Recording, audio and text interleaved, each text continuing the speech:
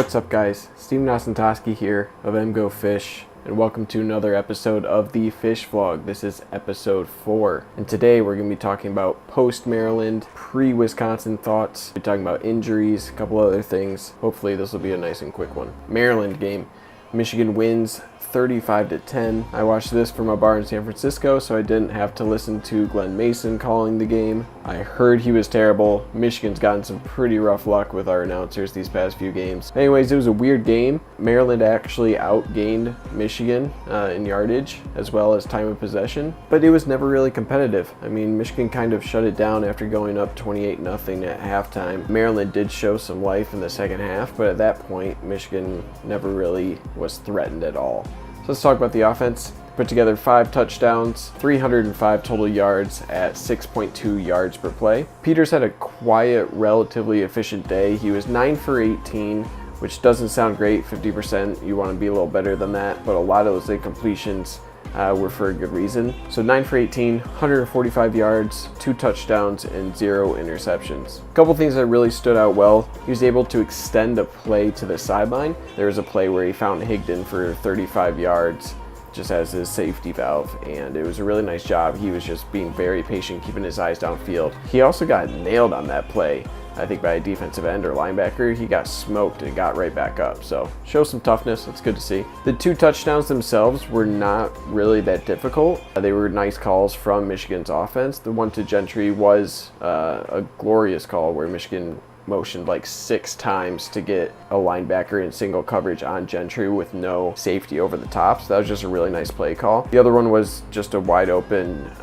crossing route for McCune. But on both, you know, Peters made it look easy. Hasn't looked easy all year, you know, with other quarterbacks. So he's doing what he has to do. He's managing the offense, and that's really all Michigan's asking of him right now. So at least he's doing that well, and it's getting the job done. There are a couple things, you know, obviously you want to improve. He missed a long shot to Donovan Peoples-Jones, where Peoples-Jones had a step or two on the guy. Haven't really seen a deep shot that Peters has hit all year. So a little shaky. That's worrisome for sure.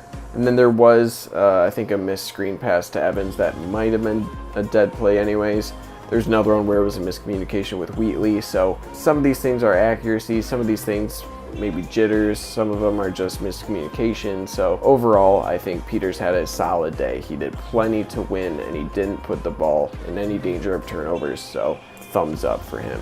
At this point, Peters has 31 possessions as quarterback with 0 turnovers. So obviously against better competition, that'll be more important in closer games. It's really good to see so far. Chris Evans also continues to impress. He had a couple really nice plays, one where he just hurdles a guy and made it look really easy, another where he scored a touchdown. I think it was either the play or two after, where he bowls through a couple linebackers to get into the end zone to seal the game. So developing into kind of an all-purpose back, and it's pretty exciting to see. Nothing really stood out to me about the offensive line. They are what they are. This is the second game in a row that Ruiz, the true freshman, started at right guard for Onwenu.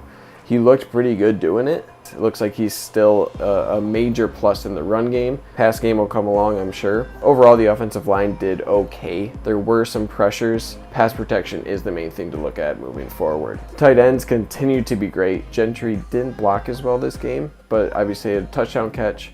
McCune is really coming on as a great all-around tight end. His blocking is really impressive. So it's good to see those guys make an impact. I thought we would see more of Tyrone Wheatley Jr. at this point. Maybe he's still injured. I know he had a cast on for a while, so we'll see. But our 2 main options right now in Gentry and McCune are really producing at a very high level right now. Okay, to the defense. They give up 10 points. 340 yards. It's at 4.9 yards per play. Metellus had a breakout game. Past couple weeks, he's had some troubles in the past game. He was fantastic in coverage. It could be an anomaly, but maybe, you know, he's still young. He could still be figuring stuff out and getting there. So it's really good to see him have this kind of a performance. Kindle still struggled a bit in both facets. There's a couple angles where he just kind of took himself out of the play, and then he flat out missed a couple tackles as well. A couple pass plays, he got burned on, just not good footwork and giving up some larger chunk pass plays. The linebackers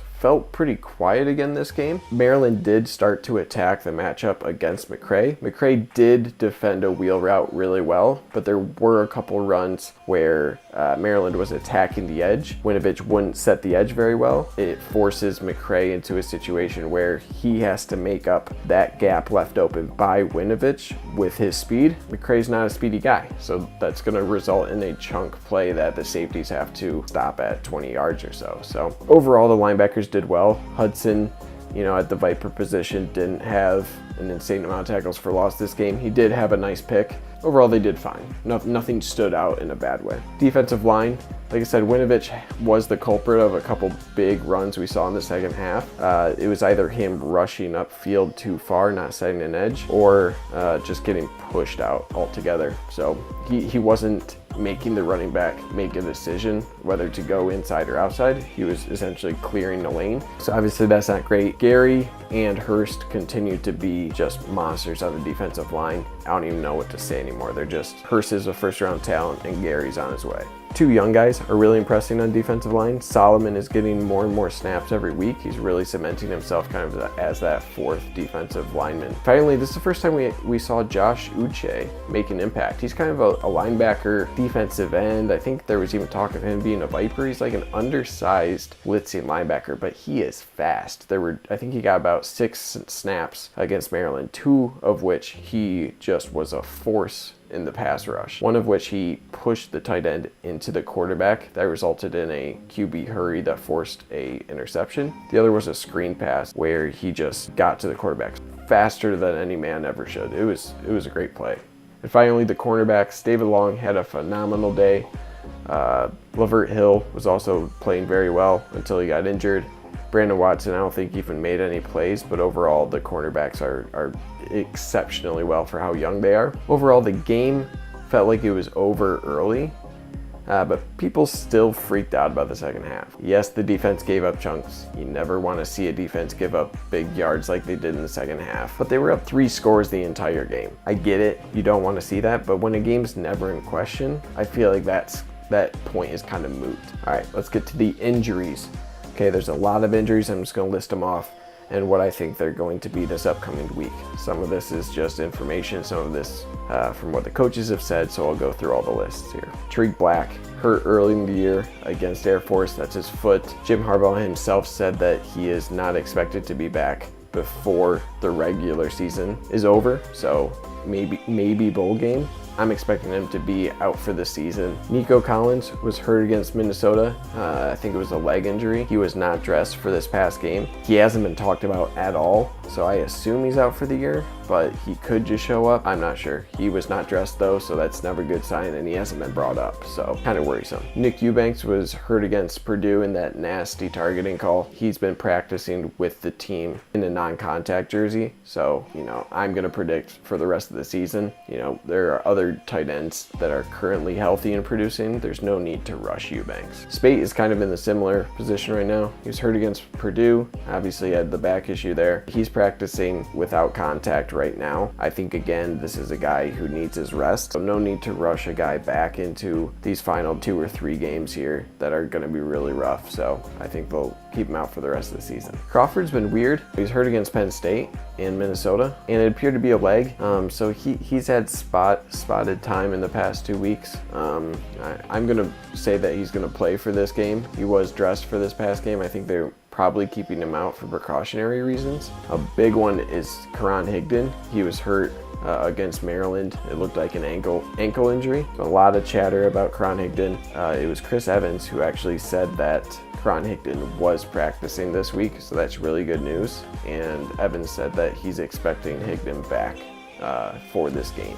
Going off of that, Ty Isaac has been battling an injury for the past couple weeks. He's another guy that Chris Evans says is expected to be back this game. Rashawn Gary scared us all. He was hurt against Maryland as well. Seems like a shoulder thing. He himself was available to the media and said that he'll be playing against Wisconsin. So obviously that is really good news. I think it's probably just like a separated shoulder or a dislocated shoulder that keeps coming out of the socket. I'm not exactly sure. I think he's fine, and it's probably, if it's a lingering injury, maybe he's playing at 95% instead of 100. Doesn't seem to be that serious. Mike Onwenu has been held out for the past couple games due to a leg injury, I believe. Maybe it's a back injury. I'm not positive about Mike Onwenu.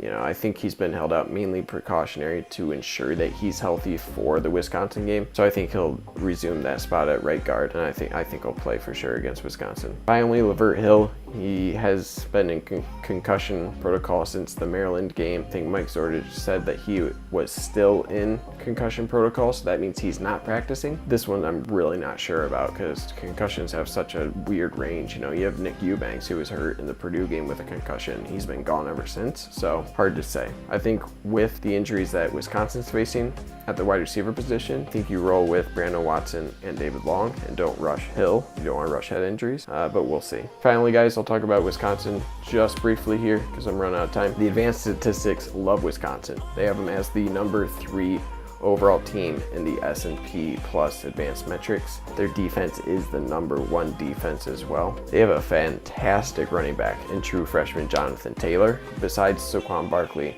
he's probably the best running back Michigan will face all year. Their quarterback, Alex Honeybrooke, he has 12 interceptions on 206 pass attempts. That equates to 5.8% of his passes are to the other team. You know, obviously Michigan's shown the ability to pick off passers in the past couple of games. That'll be a really key point for this game. They have an excellent tight end in Troy Fumagalli. He's a 6'6" big guy. He can block, he can catch, he does it all, and he's definitely Hornibrook's favorite target. Wisconsin also has a couple injuries that's plagued their wide receiver core, so Fumagalli will be the main matchup we'll see. It'll be interesting to see if it's Metellus or Long or who they put on him, since he is the number 1 target for Indiana. You know, it's Wisconsin. They're a power team, and they run a defense that's just, you know, linebackers for days. This is the first game we're really gonna have to rely on Peters. The run game has been able to kind of carry the offense to a victory. With that stout Wisconsin defense, it's not even an option. He's been a game manager role right now. He's gonna have to elevate that to lead the team to victory. The weather may be a factor. I was checking it. It's going to be like 30s and like sleet or snow. It's going to be gross. So I think the keys to victory against Wisconsin: protect the ball, force turnovers, and Peters has got to step up. I mean, these are all pretty basic things, but I think it's going to be a pretty rough game in general. I think if you can force a turnover to you're golden. Michigan has shown the ability to protect the ball. I'm optimistic. I don't think any team is going to win by over 10 points. We'll see. I'm excited to go there. Thanks for watching, guys. Don't forget to like, comment, and subscribe. Don't forget to follow me on Twitter. It's @Steven Toski. All right, guys. Thanks for watching. And remember, as always, go blue.